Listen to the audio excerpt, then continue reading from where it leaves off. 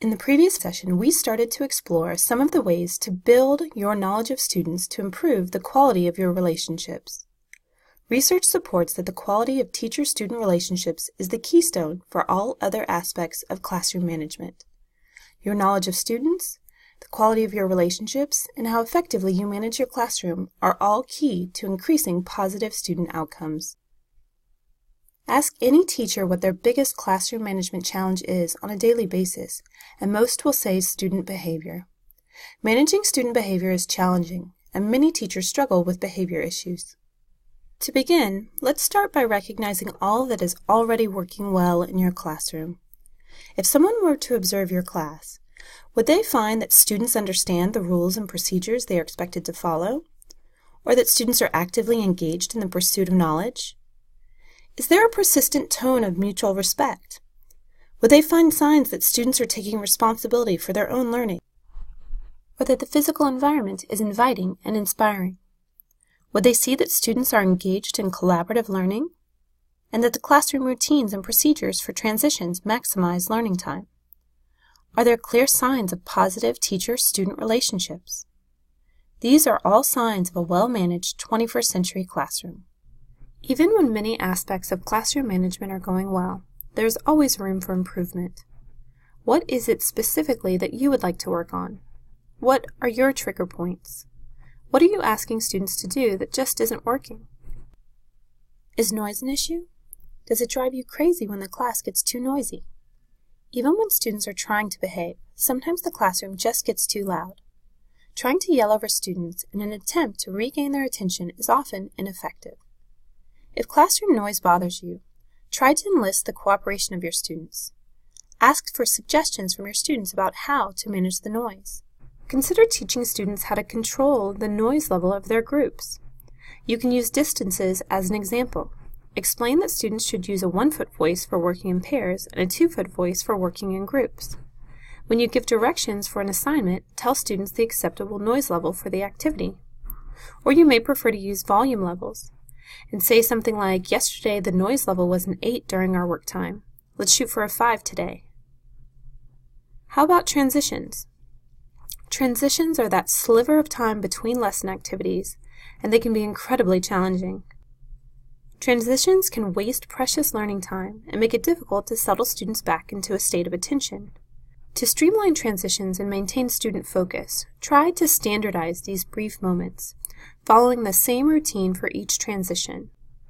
Before each transition, use an attention getter and wait until every eye is on you. Begin your directions for the transition with a preview of the next activity. Say, "In a moment, we're going to break into groups to continue work on your group design projects." Starting with "in a moment" signals that you have more to say. Then, give your students directions. Explain as plainly as possible what you want students to do in order to be prepared for the next activity. For example, your directions might sound like, "When I say go, you're going to put away your materials, clean off your bench, grab your research, and meet your group in the designated workspace." Then use your go signal to propel students into action. Observe students to be sure that your directions are being carried out, and if needed, send them back to try it over again. With time, students will get used to the routine for transitions and will get better and better at it. Motivation can be a huge issue, especially if students are placed in a course that they didn't necessarily choose to be in. Trying and failing to motivate unmotivated students is a common frustration among teachers. As you know, teacher action, praise, encouragement, rewards, rarely works with hard-to-reach students. So how do you cultivate intrinsic motivation and inspire unmotivated students? Start by providing learning activities that are both stimulating and offer students a degree of personal choice. Provide opportunities for students to have a voice in your classroom and to have a choice in what they learn, how they learn it, and how they will demonstrate understanding. Then, keep a lookout for evidence of high-quality work, no matter how small. Pay close attention and make note of anything that impresses you based on ability. Praise the work, not the student. Consider saying, "That's good work," or "What an interesting idea." Try to be as specific as possible, referring to details of the work they have produced if possible. Over time, students will start to feel pride in their work and the products they create, and they will be drawn in by the pride that they feel. What about students talking when you're talking? Does it sometimes feel like your students aren't listening at all? Are students talking to each other when you are giving important directions or covering critical information? Students talking when you're talking can be a major source of frustration. Why not try something new? Talk less. Are there ways you can cut down on the amount of talking you do in any class period? Can you get students started in group work and then circulate to meet with each group to provide additional directions?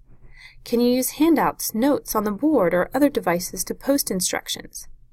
Can you use a screen capture web tool to record yourself covering critical content and assign that video for homework rather than using direct instruction in class?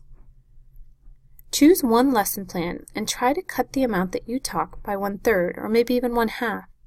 Try to find creative ways to interact with students either individually or in small groups rather than demanding the attention of the entire class all at once. Give it a try and see if it helps. What about the start of class? The start of class sets the tone for what is to come. If students loudly charge into your room engrossed in their own conversations, you will have to waste time and energy to bring students to focused attention. Try greeting students one by one at the door. Say hello, shake their hand, welcome them into your classroom. Have an activity ready and waiting for students to engage in the minute they walk into the room.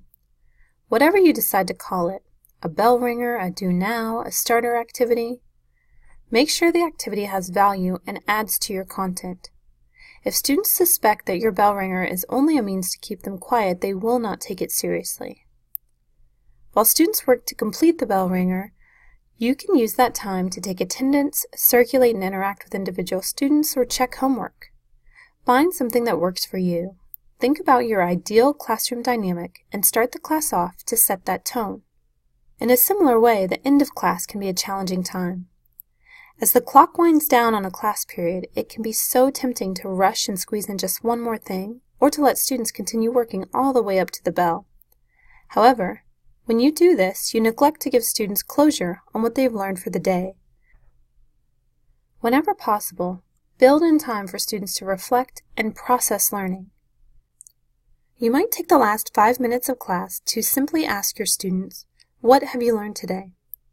Or consider having students collaborate to process learning. Exit tickets or tickets out the door can be very effective.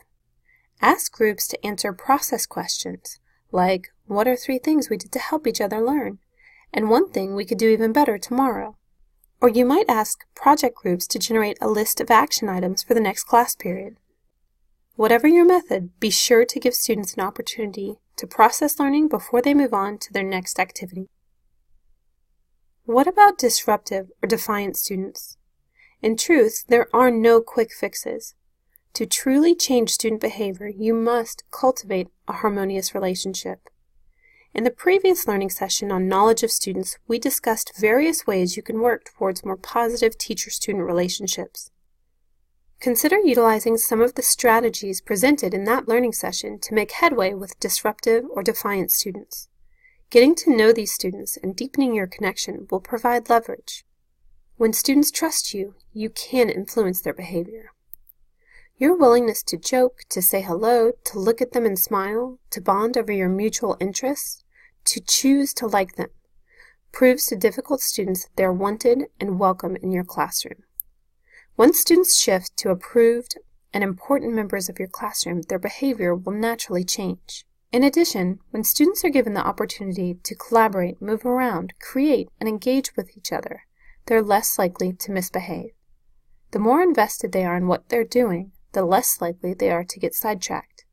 If you are constantly moving around the room, working with students and engaging with their learning, they are more likely to stay on task. Diverse student needs. When students walk into your classroom, they arrive with a variety of personal circumstances. Some of your students may have just taken part in an intense and heated debate in English class. One student might have received an angry text from a parent between classes. Others might be exhausted, hungry, or drained. As you know, students arrive with a diverse set of needs. When you greet students at the door, you can assess their emotional state. If something seems off, make note of it. When appropriate, say, "You seem off today," Are you all right? Do you need to take a minute to get a drink of water before class? Build in transition time in the form of an opening activity like a bell ringer that students can work on independently. That way you can follow up and have conversations with individual students if you need to. By being aware that students might need additional support on any given day, and by being flexible when you sense they need it, you establish yourself as a trusted adult for your students. Now, choose one of your trigger points, maybe one we discussed in this learning session or another that came to mind, and put a concerted effort forth to develop a solution. Thank you.